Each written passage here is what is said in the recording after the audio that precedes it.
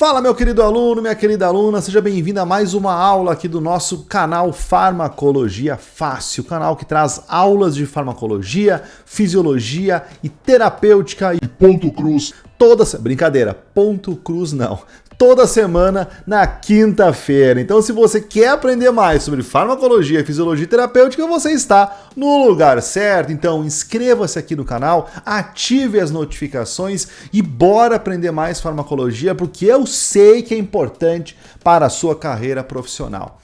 Pois bem, se você não está inscrito, então se inscreve, ativa as notificações e se prepara, porque semanalmente você vai receber uma aula nova deste professor que está cada vez mais apaixonado em te ensinar aqui no YouTube. Eu sou o professor José, sou professor de farmacologia e fisiologia há um bom tempo e professor da plataforma Farmacologia Aplicada R2A, que é um horizonte infinito de conhecimento aqui na internet. Se você quiser saber mais sobre a nossa plataforma de aulas, clica no link aqui embaixo desse vídeo que você vai conhecer. Bom, a aula de hoje fala de um dos medicamentos mais vendidos nos últimos anos. Um fármaco da classe dos anticoagulantes que veio para tomar o coração de várias indicações clínicas na atualidade. Ele veio substituir um fármaco mais antigo, muito antigo, que era a droga padrão para o tratamento de vários problemas trombóticos e riscos de surgimento de coágulos e trombos. Esse fármaco é a varfarina. Então a varfarina está ficando cada dia mais para trás em comparação a este medicamento novo e todos os outros dessa nova classe de anticoagulantes que veio por aí. Eu estou falando da rivaroxabana. E a aula de hoje vai explicar um pouquinho da origem da rivaroxabana, do mecanismo de ação e das características farmacológicas do medicamento. Então, vem comigo nessa super aula rivaroxabana. O que precisamos saber?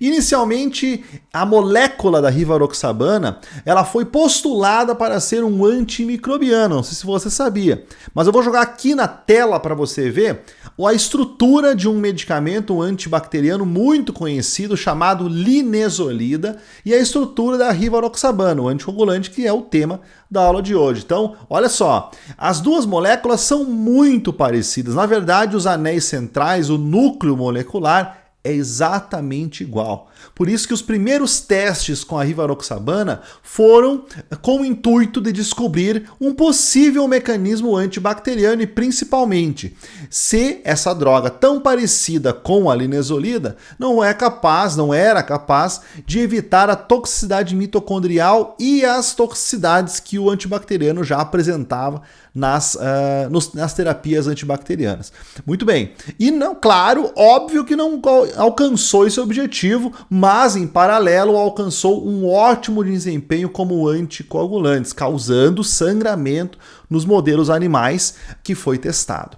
Aí então, com esse efeito adverso muito curioso, foi buscado entender o mecanismo da rivaroxabana. E aí se descobriu, então, essa nova classe que até hoje pode ser chamada de novos anticoagulantes orais, apesar de não serem mais tão novos, porque foi em 2008, há um bom tempo, que o Health Canada e a União Europeia liberaram a rivaroxabana para o tratamento de problemas trombóticos. E em 2011, o FDA nos Estados Unidos. Então faz um bom tempo que eles estão no mercado, mas não deixam de ser uma classe nova em comparação à classe dos cumarínicos, derivados cumarínicos, que é a classe da varfarina. Então, muito bem. A rivaroxabana, então, é da classe dos novos anticoagulantes orais e o mecanismo de ação dela é baseado na inibição direta e altamente seletiva do fator 10 ativado, o fator central da cascata de coagulação.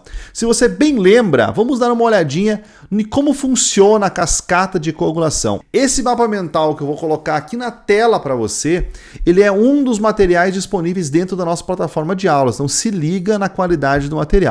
Olha só, então aqui eu tenho um mapa mental, onde eu falo da insuficiência cardíaca aqui embaixo, aqui hipertensão arterial sistêmica, aqui em cima dislipidemia, diabetes e aqui nós vamos parar cascata de coagulação. E olha onde está o fator 10 ativado, pessoal. Está no centro, ele é um dos componentes do complexo protrombinase. Se você lembrar, a cascata de coagulação, ela é basicamente uma cascata de eventos que vai culminar na hiperativação da protrombina, que é o fator 2, em fator 2 ativado, que é a trombina. Aí você vai ter uma grande quantidade de trombina e a trombina vai produzir fibrina a partir do fibrinogênio. Então vai ativar o fator 1, que é o fibrinogênio, em fator 1 ativado, que é a fibrina. E a fibrina vai fazer uma camada, então, de polímeros sobre a agregação plaquetária que aconteceu no primeiro passo da formação do coágulo para evitar uma hemorragia. Tem uma aula aqui do nosso canal que eu explico toda a cascata de coagulação, então depois, se você tiver curiosidade,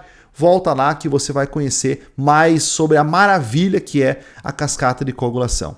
Muito bem, então, para que haja ativação da protrombina em trombina, nós precisamos do complexo protrombinase, que é composto de fosfolipídios, cálcio, fator 5 ativado, que veio lá da plaqueta durante a ativação plaquetária, é liberado então o fator 5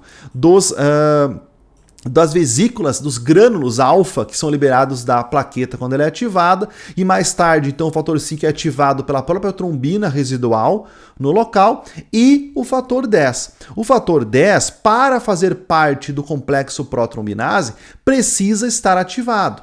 E a ativação do fator 10 é que é necessário. Para que haja essa ativação, eu preciso da cascata extrínseca de coagulação, que é chamada de complexo extrínseco citenase, e a cascata intrínseca porque ela acontece na plaqueta. Essa cascata, então, acontece na plaqueta, é uma sequência de ativação de diferentes fatores de coagulação e que vão dar origem, então, ao complexo intrínseco tenase. Esses dois complexos, intrínseco e extrínseco, fazem, então, a ativação do fator 10 e aí se forma a turbina da cascata de coagulação, que é o complexo protrombinase.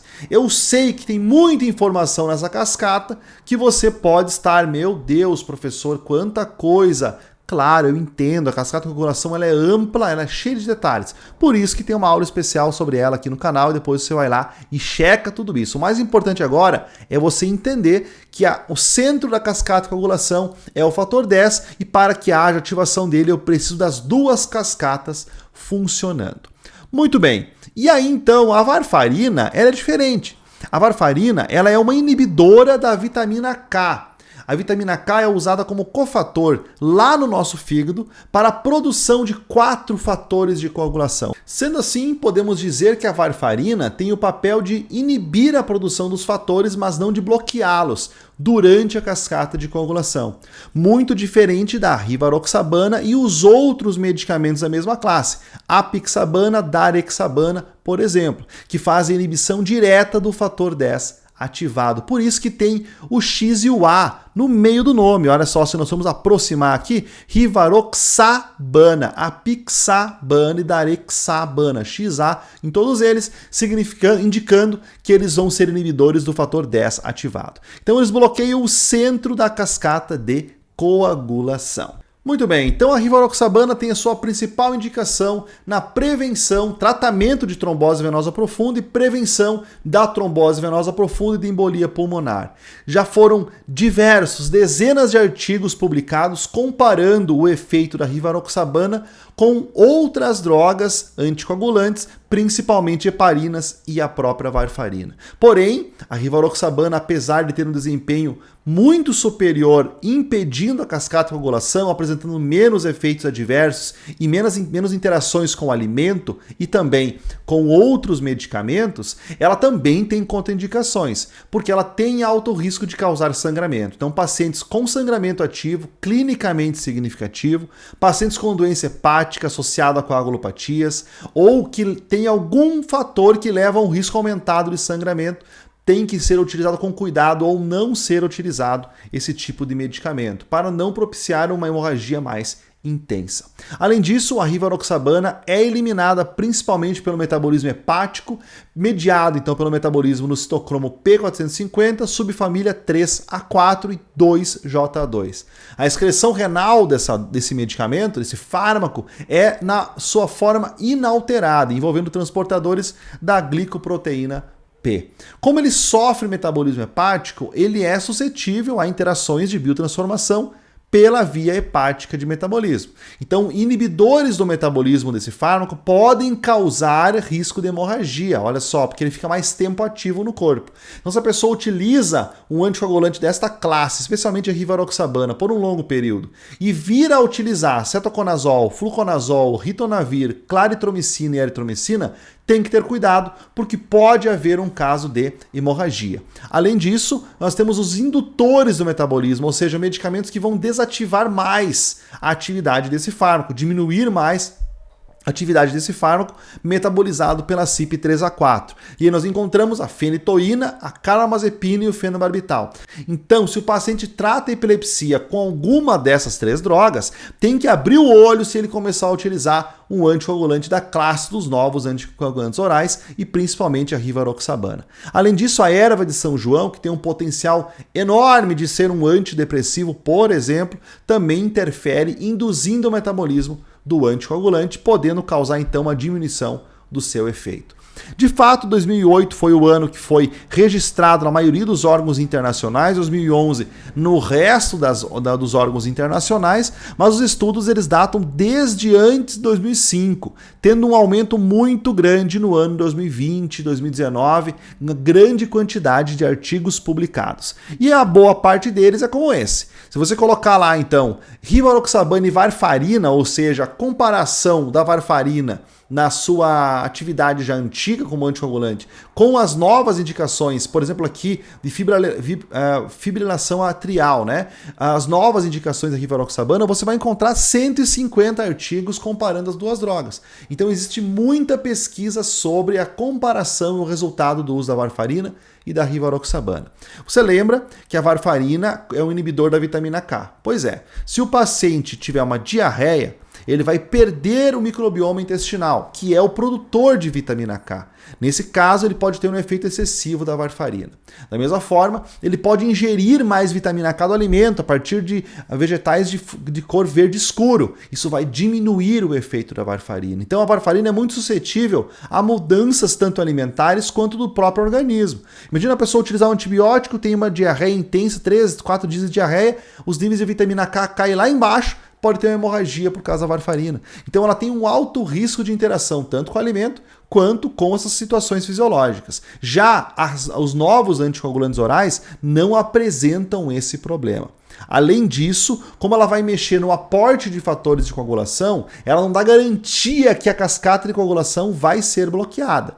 Então a varfarina ela precisa ter um doseamento referente ao tempo de protrombina, que é um exame feito para verificar a capacidade de coagulação. A partir desse exame é calculado o INR, que é um valor internacional para a atividade da cascata de coagulação, e aí nós podemos dosar a varfarina. Isso não precisa também com os novos anticoagulantes orais, porque eles são inibidores diretos do centro da cascata de coagulação.